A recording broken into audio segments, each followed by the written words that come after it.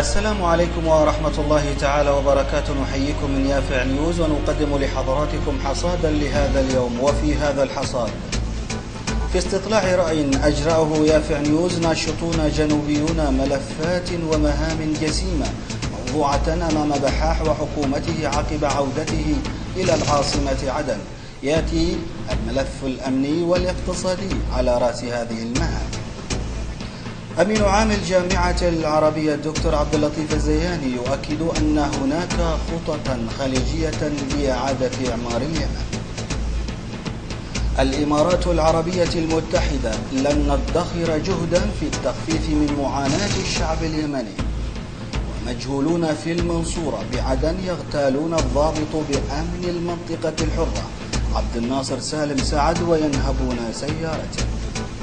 المقاومة الجنوبية في البساتين تقبض على قاتل مواطن عقب تنفيذه عملية القتل مباشرة.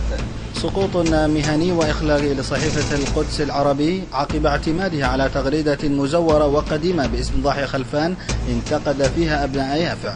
وضاحي خلفان يرد ويقول: أحترم أهل يافع ولي أصدقاء كثر منهم، ويقول أن القدس العربي هبطت مبيعاتها ولجأت إلى الفبركة. المكتب التنفيذي في البوريطة يعقد اجتماعه الأول برئاسة مدير عام المديرية هاني اليزيدي.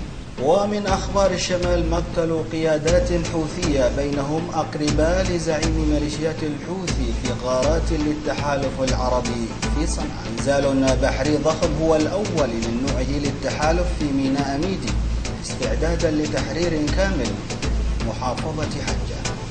المقاومة في تعز تحرر 11 موقعا من قبضة الانقلابيين.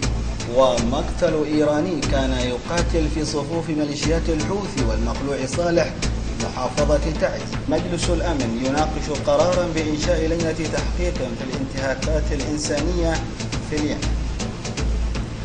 ومن أخبار العربية والدولية، تغيير وزاري جزئي في قطر أبرزه تغيير وزيراء الخارجية والاتصالات والصحة. ومن أخبار الاقتصاد، فرص ضئيلة لنجاح مساعي تقوده أوبك للاتفاق على خفض إنتاج النفط وإنقاذ أسعاره المتهاوية.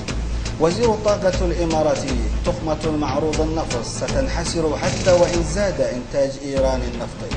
ومن الأخبار الرياضية، برشلونة سيدفع تعويضا لميسي يقدر ب 250 مليون يورو في حالة رحيله عن الفريق، لكنه يجهز راتبا خياليا لتجديد عقد ميسي.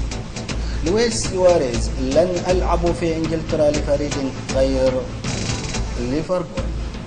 5 مرشحون لرئاسة الفيفا، وهم الأردني الأمير علي بن الحسين، والبحريني الشيخ سلمان بن إبراهيم الخليفة، والسويسري جان انفنتيو، والجنوبي إفريقي طوكيو سواكيل، والفرنسي جروم شامبيون.